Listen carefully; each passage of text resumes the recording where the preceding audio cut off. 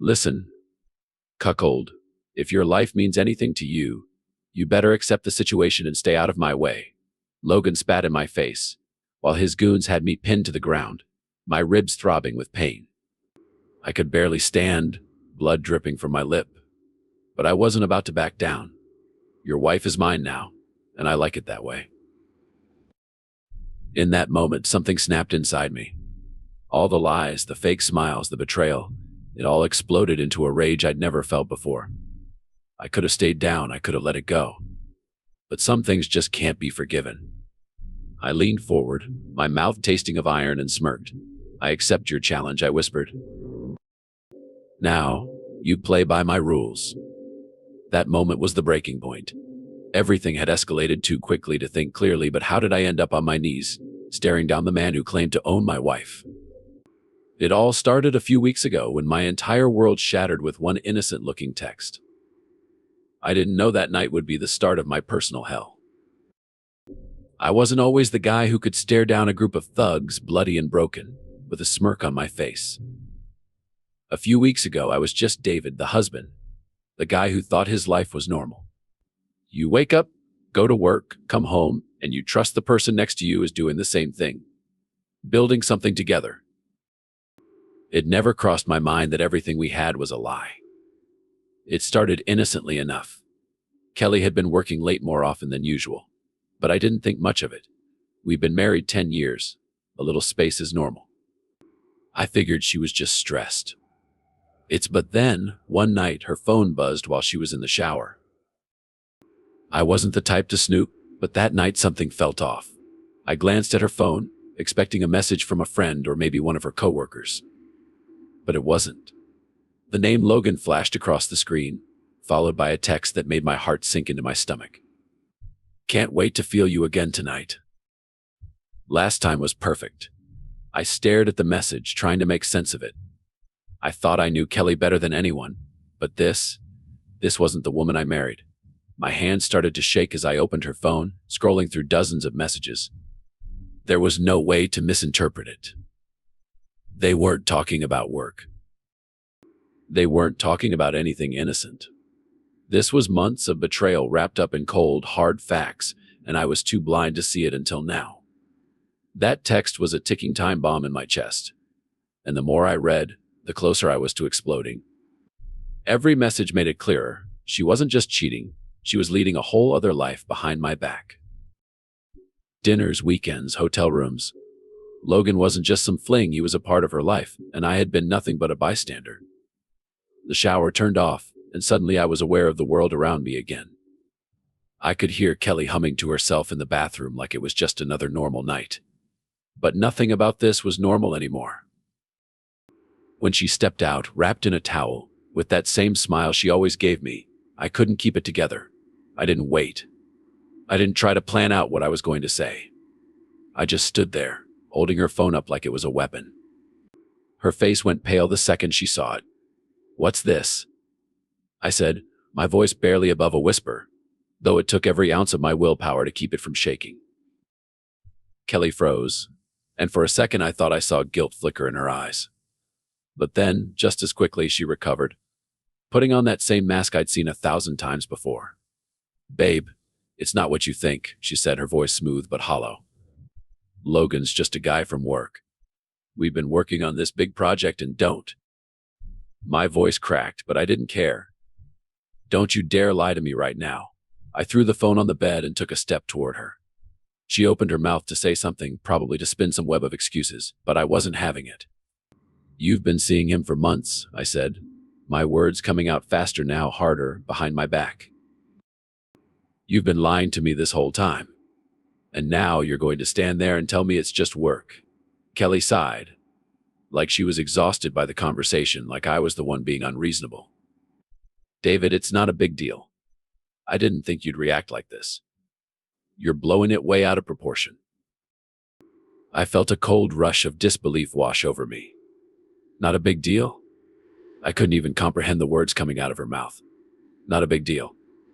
You've been cheating on me, and that's not a big deal. It's not like I'm leaving you for him, she said, crossing her arms. Logan's just different. He gives me something you don't. But I'm still here, aren't I? I could hardly believe what I was hearing. She said it so casually, like she was explaining why she picked a different restaurant for dinner. I wanted to yell, to scream, but all I could do was stand there, stunned, as she dismantled our life with just a few cold, heartless words. Kelly moved closer, her voice suddenly softer, like she thought she could reason her way out of this. Look, David, I didn't mean to hurt you. It's just things between us have been a little stale, you know. I needed something exciting, but it doesn't mean I don't care about you. Exciting? That's what this was to her. A thrill. My hands clenched into fists at my sides. Every muscle in my body tensed with anger. And what about me? I asked, my voice shaking now. What about us? You didn't think about that while you were off with him. She shrugged, like the question didn't even matter. I'm still here, aren't I? It was that moment that I realized just how far gone she was. The woman I thought I knew, the woman I loved, was gone. This person standing in front of me, looking at me like I was the problem, wasn't my wife. Not anymore. I turned away, grabbing my jacket from the chair. I needed to get out, to clear my head before I said something I'd regret. But as I reached the door, she spoke again, her voice flat and emotionless. If you can't handle it, that's on you, David. Logan gives me what you never could. You'll just have to accept that. Those words echoed in my mind as I slammed the door behind me. Accept it. Not a chance. And that's when everything changed. I walked out into the cold night air, my mind racing in every direction. Kelly's words echoed in my head. You'll just have to accept that. Accept it. She seriously thought I'd just roll over and let her carry on with her little affair. I could feel the rage building inside me like a firestorm, but I wasn't going to let it consume me. Not yet. I needed a plan. I needed to think clearly. But more than anything, I needed to hit back. I got into my car and drove, but I wasn't thinking about where I was going. The city lights blurred past me as I sped through the streets, replaying every moment of the last few months in my head. Every late night at work, every excuse, every lie. How could I have been so blind? Eventually, I found myself outside an old bar on the edge of town. I hadn't been here in years, but it felt like the right place to clear my head. I walked inside, the warm, smoky air hitting me as I made my way to the bar. I sat down, ordered a whiskey, and stared at the glass in front of me, swirling the amber liquid around while my mind churned. I couldn't let Kelly win. I couldn't just accept her betrayal like she was asking me to. This wasn't something you accept. This was something you fight, something you destroy. Halfway through my drink, I felt a tap on my shoulder. I turned around and saw Jake, my old friend from work. We hadn't spoken much in the last year, but we used to be close. He looked at me and raised an eyebrow, sensing something was off. David, man, you look like hell. What's going on? I sighed, rubbing my hand over my face. I wasn't sure if I was ready to spill the whole thing, but I needed to get some of it out before I exploded. It's Kelly, I muttered, staring down at my drink. Jake frowned, pulling up a chair next to me. What about Kelly? I took a deep breath. She's been seeing someone else. Behind my back, 4 months. Jake blinked, his face hardening. Are you serious? That's messed up, man. What are you going to do about it? That was the question, wasn't it? What was I going to do? I had no idea. Part of me wanted to just leave her, walk away from the wreckage. But another part of me, the part that felt the rage boiling under the surface, wanted to do something more. Something that would make them both regret ever crossing me. I don't know, I said finally. But I'm not just going to sit back and let it happen. Jake leaned in, lowering his voice. Look, I know a guy. He's not exactly on the right side of the law, but if you're looking for a way to settle this without getting your hands dirty, he can help. I looked at Jake, my mind spinning. Was this what it had come to? Meeting shady characters to settle my problems? But then I thought of Logan, of his smug face, of the way he claimed Kelly like she was some kind of trophy he'd won. My fists clenched again. Maybe I needed to play dirty. What's his name? I asked, my voice cold. His name's Ray. He's done some work for people I know. Let's just say he knows how to send a message. Jake scribbled a number on a napkin and handed it to me. If you're serious, give him a call. I pocketed the napkin, downed the rest of my whiskey, and stood up. Thanks, Jake. I'll think about it. But as I left the bar, I knew I wasn't just thinking about it. I was going to do it. I wasn't going to let Logan get away with this. And I sure as hell wasn't going to let Kelly walk all over me like I was nothing.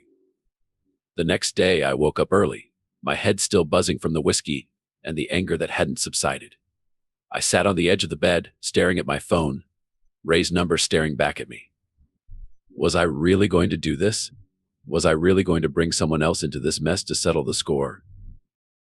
Then I remembered Kelly's words, that smug look on her face when she said, "Logan gives me what you never could." That did it. I dialed the number. Ray, a gruff voice, answered on the other end. "Ray, this is David. I need your help." The next few days passed in a blur. Ray and I met at a dingy diner on the outskirts of town. He was exactly the kind of guy I expected, rough around the edges, with a look that said he'd seen more than his fair share of trouble. But I didn't care about his past. I cared about what he could do for me now. I want him to feel what I felt, I told Ray over coffee. I want him to know what it's like to have everything ripped away. Ray nodded, sipping his drink. "I can do that, but it's going to cost you." "I don't care about the cost." Ray smirked. "Good, then we'll make sure he knows who he's messing with." A few nights later, Logan got his message. I don't know exactly what Ray did, and I didn't ask. All I know is that Logan showed up at our house, beaten and bloody, screaming at me through the door. "You think this changes anything? You think you can scare me?" Logan shouted, his voice shaking with a mix of anger and pain. "I'm not going anywhere, David. You're nothing compared to me." I opened the door, calm as ever, staring him down as he stood there, barely able to stand. "You're in my world now, Logan, and this is just the beginning." He tried to lunge at me, but Ray's work had left him too broken. He stumbled, falling to his knees on my porch, gasping for air. "Stay out of my way," I said, leaning down close enough for him to hear. "Because if you don't, next time it'll be worse." And just like that, I closed the door on him. But deep down, I knew this wasn't over. Not yet. Logan's bloodied face staring up at me from the porch should have been satisfying. It should have been enough to calm the storm inside me, but it wasn't. Not even close. Watching him squirm, barely able to stand, only scratched the surface of what I wanted. Kelly was still upstairs, probably oblivious to the whole scene playing out just below her. Or worse, watching from the window, silently rooting for Logan. I couldn't bring myself to care anymore. The woman I loved had become a stranger, and every memory I had of her was tainted by that smirk she gave me when she said, "You'll have to accept it." No, I wasn't accepting anything. I shut the door in Logan's face, feeling the adrenaline still coursing through me. He might have been beaten, but this wasn't over. It couldn't be. This wasn't just about him. It was about reclaiming my life, my dignity. I didn't just want revenge anymore, I wanted control. I walked into the kitchen, poured myself a glass of water, and sat down at the table. I needed to think. Logan wasn't going to disappear just because Ray roughed him up a bit. I knew his type. He'd come back, probably dragging Kelly with him like some sort of twisted prize. That's when I realized I needed to confront the real problem. Kelly. Upstairs, she was living like none of this mattered. Still in our house, still playing by her rules, like she could have both of us dancing to her tune. It was time to change that. I went upstairs, each step heavier than the last. The door to our bedroom was slightly ajar, the dim light from her bedside lamp casting long shadows across the hallway. I pushed it open and found her lying on the bed, scrolling through her phone without a care in the world. She didn't even look up. "We need to talk," I said, my voice low and steady, but there was a sharp edge to it now. A finality, Kelly sighed, still not looking at me. "David, I'm tired. Can we not do this again?" "I told you already. I just sent Logan away." I cut her off, the words coming out colder than I intended. He was on our porch, bloody, beaten, and screaming like a coward. That got her attention. She looked up at me, her phone forgotten, her eyes narrowing. "What the hell did you do? What did I do?" I laughed bitterly. "I did what I had to. I protected what's mine, something you clearly don't care about." Kelly sat up, swinging her legs over the edge of the bed. "You had someone hurt him?" This was raw, and it was aimed directly at me. "You think this fixes anything?" she spat. "Beating up Logan? That's not going to change what's happening. You're pathetic, David. That's why this happened in the first place." That word, pathetic, hit me harder than any punch could. It was like she just dropped a bomb in the middle of the room and watched it explode. But instead of backing down, something inside me snapped. "Pathetic?" I repeated, stepping closer. "You want to talk about pathetic? Let's talk about you. You, sneaking around like some cheap whore behind my back, thinking you could have it all. You thought I'd just sit here and take it?" Kelly's jaw tightened, but she didn't say anything. For the first time, she was speechless. Good. It was about time she felt the weight of this. "You said I had to accept it," I continued, my voice rising now. "You said Logan gives you what I can't. Fine, take him, I don't care anymore. But you're not going to live in my house, under my roof, pretending this is some kind of twisted game you get to control." She opened her mouth to argue. But I didn't let her. "You want to be with Logan? Go ahead," I said, my voice cold, calm. "But you're going to pack your things and get the hell out of here tonight." "I don't care where you go. But you're not staying here," Kelly blinked, clearly caught off guard by my sudden shift. She wasn't used to me being this direct, this decisive. For years, I'd been the guy who worked hard, paid the bills, and kept the peace. The guy who'd always tried to make things right. But not anymore. "You can't be serious," she finally said, her voice shaky now. "Where am I supposed to go?" "Go to Logan," I snapped. "You made your choice. Now live with it." Kelly stood there for a moment, processing everything. I could see the gears turning in her head, trying to find a way out of this, but there wasn't one. Not this time. She wasn't going to talk her way out of this like she always did. Without another word, she turned and walked to the closet, pulling out a suitcase. She started throwing clothes into it, the tension in the room thick enough to cut with a knife. I stood there, watching, feeling a strange mix of anger and relief wash over me. This was it. The moment I'd been waiting for. The moment I finally took control. As she zipped up the suitcase and grabbed her things, she paused by the door, looking at me one last time. "You'll regret this," she said, her voice low and venomous. "No," I replied, my voice steady. "You will." And with that, she was gone. For the first time in months, I felt like I could breathe again. The weight of her lies, her betrayal, it was lifting. But as I stood there in the silence of the empty house, I knew this wasn't over.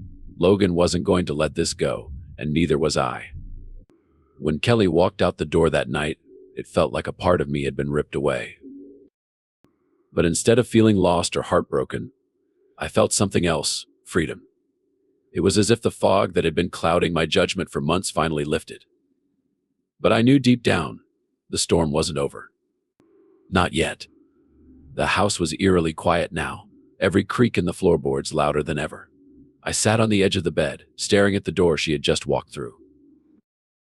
The memories of us, good and bad, flashed before my eyes. But those memories were dead now, burned away by her betrayal. The only thing left was Logan.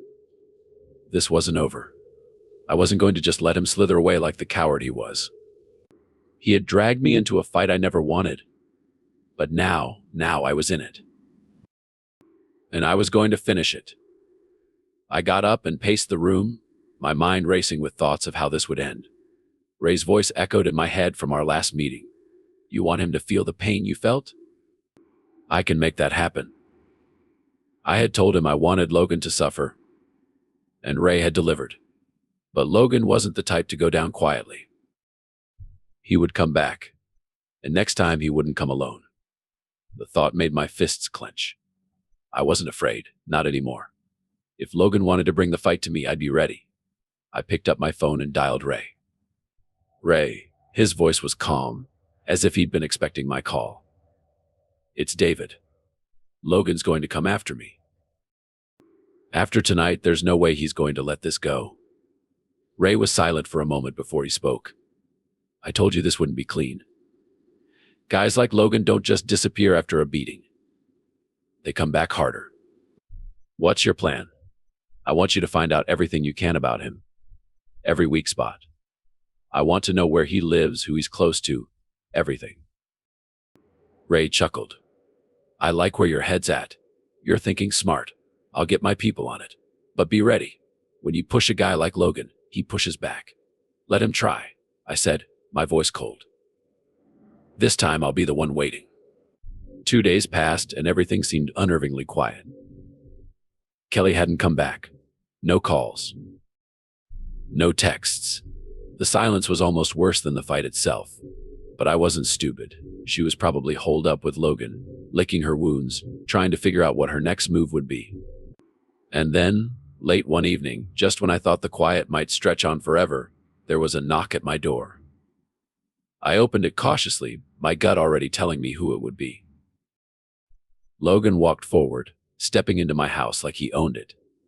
His goons followed, shutting the door behind them. I told you, David, Logan said, his voice smooth and confident. This isn't over. Do you really think a few broken bones were going to scare me off? I kept my face neutral, not giving him the reaction he wanted. What do you want, Logan? He smiled wider, looking around my living room, inspecting the place like he was sizing it up. I want what's mine, and that's Kelly. You can throw a little tantrum all you want, but she's with me now. He stepped closer, his eyes narrowing. You should have taken my warning and stayed out of this. But you didn't. And now, things are going to get ugly. I looked past him at the two goons flanking him. They were standing still, like statues, but I knew they weren't here for decoration. Logan wasn't here to talk, he was here to finish what he'd started. And I was ready. You made a mistake coming here, I said, my voice low and steady. But instead of exploding, I channeled it. My mind was crystal clear. You're right, I said, stepping forward until we were inches apart. I'm not the same guy I was. And that's bad news for you. Logan's smirk faltered, just for a second, but it was enough. He wasn't expecting me to fight back. He thought I was still the same guy who'd sit and take his threats. But that guy was gone. Without warning, I swung, my fist connected with his jaw hard. He stumbled back, crashing into one of his goons, who instantly lunged at me. But I was ready. I ducked the first punch and slammed my elbow into his ribs. The guy let out a grunt of pain, doubling over just long enough for me to grab the vase off the coffee table and smash it across his head. He went down like a sack of bricks. The second goon was on me before I could catch my breath, grabbing me by the collar and throwing me across the room. I hit the wall hard, but I didn't feel the pain. All I could see was Logan, staggering to his feet, blood trickling from the corner of his mouth, his eyes wide with shock. He hadn't expected this. I wasn't going down without a fight. The second goon came at me again, but I grabbed the nearest chair and swung it at his legs. He crumpled, and I turned back to Logan, who was now backing toward the door. You think this is over? Logan spat, wiping the blood from his face. You think you can beat me? I stepped forward, breathing hard, fists clenched. I don't need to beat you, Logan. You've already lost. You just don't know it yet. Logan glared at me for a moment, then turned and bolted for the door, his men limping behind him. I stood there, heart pounding, watching them disappear into the night. This wasn't just a fight for Kelly anymore. This was a fight for me. And I wasn't going to stop until Logan was out of my life for good. As the adrenaline started to fade, I took a deep breath and sat down on the edge of the couch. This wasn't over. Logan would come back. He wouldn't stop until he had everything. But I wasn't afraid, because now I was the one in control. I sat there for a long time, catching my breath, the adrenaline slowly fading, but the fire inside me still burning bright. Logan had slithered away, but he wasn't gone. I knew he'd be back. The thing about men like him is they don't take losses lightly. They come back harder, more vicious, and I had no intention of being caught off guard again. As the night crept in, I started thinking about what had to come next. Logan wouldn't just stop at a broken jaw and bruised ego. He'd regroup, maybe even try to hit me where it hurt. But that didn't worry me anymore. What worried me was how far Kelly was willing to go with him. She wasn't some innocent bystander. She was a key part of this, and she had a role to play in how this ended. I had to find her before Logan used her to get to me again. The house felt empty without her, but not in the way you'd expect. There wasn't a hollow sadness like some part of my life was missing. It was more like I'd finally swept the floor clean. The house was no longer infected with her lies, and I had a chance to rebuild what I'd let crumble. And step one, confronting the root of the problem. I picked up my phone and scrolled through my contacts until I found Ray. I didn't know much about this guy, but I knew one thing: he got results. The conversation with him earlier replayed in my head. He had mentioned digging deeper into Logan's life, and I was sure by now he had something for me. "Ray, it's David. What did you find?" I said when he picked up. "You're not going to like this," Ray replied, his voice gravely, as if he'd just woken up from a nap or come off a bender. "Logan's tied into some pretty nasty stuff. Not just your run-of-the-mill affairs. This guy has connections with people you don't want to cross. I don't care about his connections. I care about getting him out of my life. What's his weak spot?" There was a pause. Then Ray's voice came back, a little more cautious this time. "His weak spot is Kelly." I felt a chill run through me. I had expected something like this, but hearing it out loud confirmed my worst fears. "What do you mean?" "He's using her, David. She's not just a side fling to him. She's leverage. I don't know what kind of sick game he's playing, but Logan's not just keeping her around for kicks. He's got something on her, something big." I gripped the phone tighter. What could he possibly have on her? Ray sighed. "I'm still digging into that, but from what I've gathered, it's more than just an affair. Kelly's been involved in some shady business with him. She's not the victim here, but she's definitely trapped." I didn't know whether to be angry or disgusted. The woman who'd stood beside me for 10 years was tangled up in something dangerous, and instead of coming to me, she'd run off with the guy who was manipulating her. But was I surprised? Not after what I'd seen in the last few weeks. "What do you want me to do, David?" Ray asked. "Do you want me to keep looking into her? Or are you ready to cut your losses and let this thing play out?" For a moment, I considered it. Letting go. Walking away from the entire mess and starting fresh somewhere else. But that wasn't an option. Not now. Kelly was still my wife legally anyway, and as much as I hated what she'd done, I couldn't just leave her to be Logan's pawn. "No," I said firmly. "Keep digging. I want to know exactly what he has on her." I dressed quickly, grabbed my keys, and headed straight for the one place I knew Logan would be: the club. Logan owned a high-end nightclub on the outskirts of the city. It was his pride and joy, a place where he flaunted his wealth and connections. That's where he did business. And tonight, that's where I was going to confront him. I parked my car down the street and watched from the shadows as a line of expensive cars pulled up to the entrance, letting out people dressed in designer clothes, laughing and flaunting their status like gods in their own little world. I wasn't there to mingle with them. I was there for Logan. I slipped in through a side entrance, keeping my head down. The bass from the music pounded through my chest as I navigated through the crowded club, my eyes scanning for Logan. He was here. I knew it. He'd never miss a night to show off. Finally, I spotted him in the VIP section, surrounded by his usual entourage, including Kelly. She was there, looking more distant than I'd ever seen her. She wasn't laughing, wasn't engaged in the conversations around her. She looked trapped. It was now or never. I pushed my way through the crowd, not caring about the looks I got as I stormed toward the velvet ropes separating the VIPs from the regular people. Logan spotted me just as I approached, his face twisting into a sneer. "David," he said, standing up from his seat. "You don't learn, do you? Get her out of here," I said, pointing at Kelly, who turned and looked at me, her eyes widening.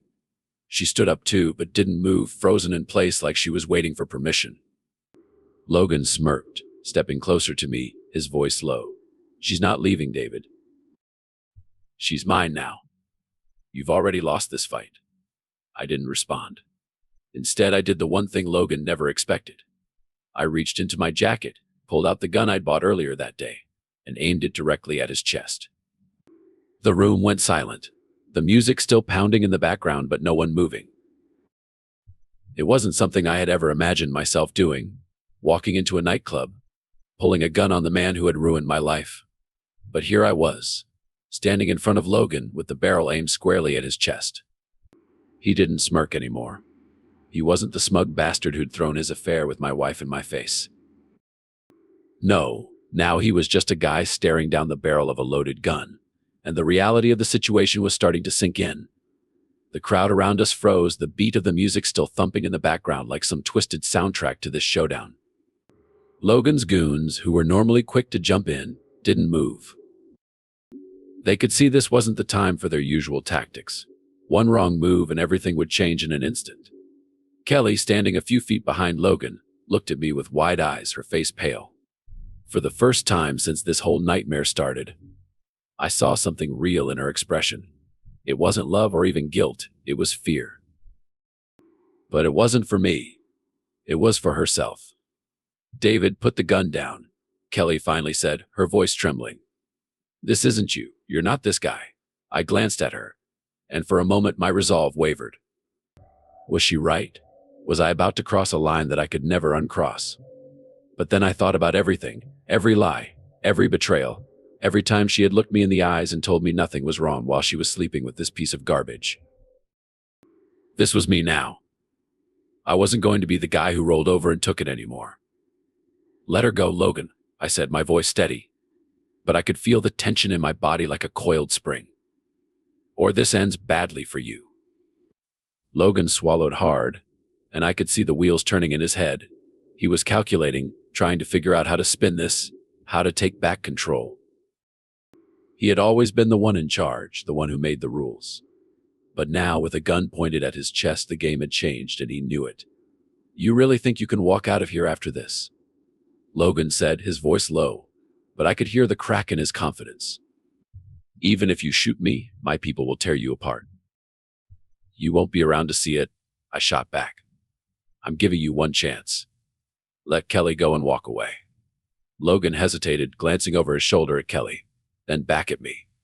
He was weighing his options, trying to figure out if I was bluffing. But he didn't know the truth. I wasn't bluffing. Not anymore.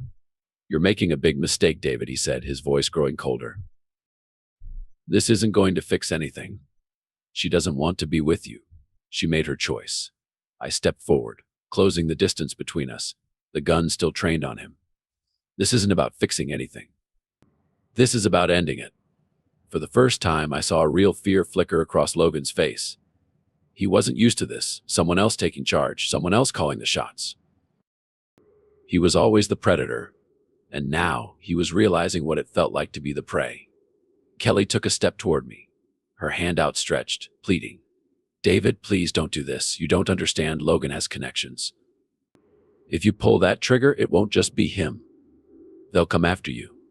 I glanced at her, my anger flaring up all over again. After everything she'd done, she was still trying to protect him. Not us. Him. That's when it hit me.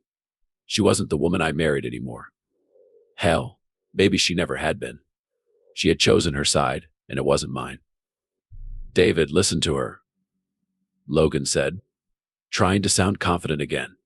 "You pull that trigger, and you won't make it out of this city alive. My people will find you." The threat hung in the air, but it didn't faze me. Logan still thought he had power here, still thought he'd manipulate the situation, but I was done being manipulated. "Here's the thing, Logan," I said, my voice low and calm, "you don't scare me anymore.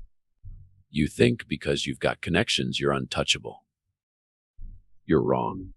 People like you always think you can get away with it. But there's always a reckoning." Logan's eyes darted around the room looking for an escape, but there was none. He had nowhere to run. Suddenly, Kelly stepped between us, her hands raised, her voice frantic. "Stop it. Both of you.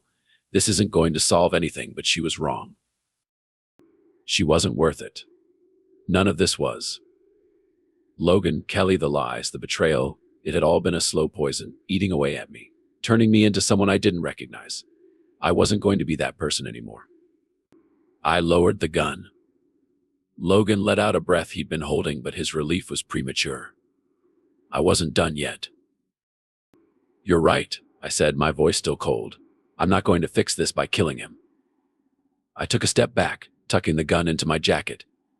"But this isn't over, Logan. You can have Kelly, but you're going to pay for what you did to me. And when I'm finished with you, you'll wish I had pulled the trigger." Logan's eyes narrowed, but he didn't say anything. He knew better now. He had seen a glimpse of what I was capable of, and that fear wasn't going to fade easily. I turned and walked out of the club, my heart pounding, but my mind clear for the first time in weeks. This wasn't just about revenge anymore. This was about taking my life back, and I wasn't going to let them drag me down any further. As I stepped out into the night, I felt something I hadn't felt in a long time: control. And that, more than anything, was what I needed. But I knew one thing for sure: Logan had just become the hunted. And I wasn't done with him yet. The cold night air hit me like a wave as I stepped out of the club, leaving Logan and Kelly behind in that world of lies and betrayal. For the first time, I felt a sense of control, like I was finally steering my own ship after months of drifting aimlessly through a storm of deceit. My decision to walk away instead of pulling the trigger felt like the right one. But the problem with making decisions in the heat of the moment is that you never really know what the consequences will be until they catch up with you. I didn't make it far. As I walked down the darkened street toward my car, headlights appeared at the far end of the block, creeping slowly toward me. The kind of slow that makes your instincts scream danger before your mind even catches up. I paused, my hand reflexively going to the gun in my jacket, but I forced myself to relax. It was probably just someone driving through. This wasn't some movie where the bad guys showed up the second you left a showdown. But the car didn't pass me. It stopped right in front of me. The tinted window rolled down, and I saw Ray sitting in the driver's seat, staring at me with an expression I hadn't seen before. It wasn't the usual rough, gruff demeanor he'd shown me in our meetings. This was something darker, calculated. I stepped closer, confused. "Ray, what are you doing here?" He didn't respond right away. He just sat there, watching me with those cold, dead eyes. Finally, he spoke, his voice flat. "Get in, David." My gut twisted, the sense of control I'd felt moments ago slipping away like sand through my fingers. Something was wrong. But before I could say anything, the passenger door swung open, and one of Ray's men stepped out, a guy I hadn't seen before, but he looked like trouble. A silent, hulking figure. I said, "Get in," Ray repeated, this time more forcefully. My mind raced. What the hell was this? I'd hired Ray to handle Logan, to dig into his past, to help me get justice. But this felt different. I took a step back, my hand hovering near the gun again, but before I could react, the hulking man moved fast, too fast for someone his size, and grabbed me, shoving me into the back seat of the car. The door slammed shut, and Ray drove off without a word. I tried to process what was happening, but nothing made sense. Why was Ray here? What did he want? I turned to him, my voice sharp. "What the hell is going on, Ray? I thought we had a deal." Ray glanced at me in the rearview mirror, his expression unreadable. "You thought wrong. You've been in over your head from the start, David. You just didn't know it. What are you talking about?" Ray smirked, but it wasn't a friendly one. It was the kind of smirk a predator gives just before it goes in for the kill. "Logan, he's not just some guy screwing your wife. He's part of something much bigger than you could ever imagine. And now, thanks to you, I'm part of it too." My stomach dropped. I had no idea what he was talking about. But it was clear now.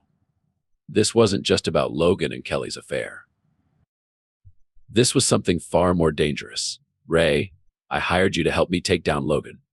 What's this got to do with you?" Ray laughed, but it was humorless. "You think I was working for you? You're a pawn, David. A useful idiot. The second you called me, I saw an opportunity. And now, thanks to you, I've got what I need." I stared at him, dread settling in. "What did you do?" Ray turned down a side street, pulling into an abandoned parking lot. He killed the engine and finally looked back at me, his eyes cold and empty. I didn't have to do much. Just point you in the right direction and let you burn everything down around you. Logan? He was always disposable. But now, I've got everything I need to take over his operation.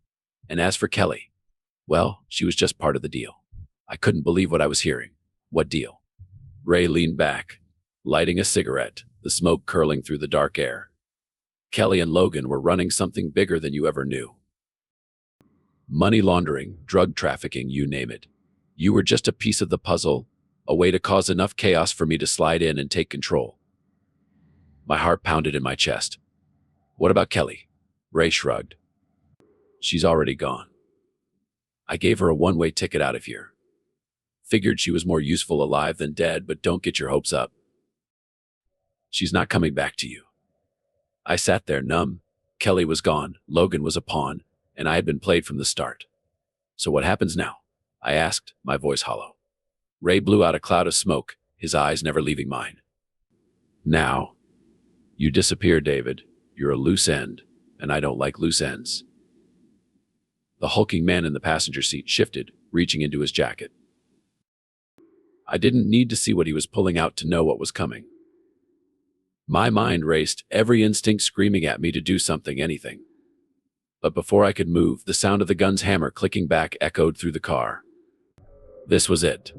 I had walked right into a game I never understood, played by rules I never knew existed. And now in this dark, empty parking lot, it was about to end. Ray smiled that cold, dead smile one last time. Goodbye, David. And then everything went black. In the end, I never saw it coming. The game had been rigged from the start. I was never the hunter. I was always the prey.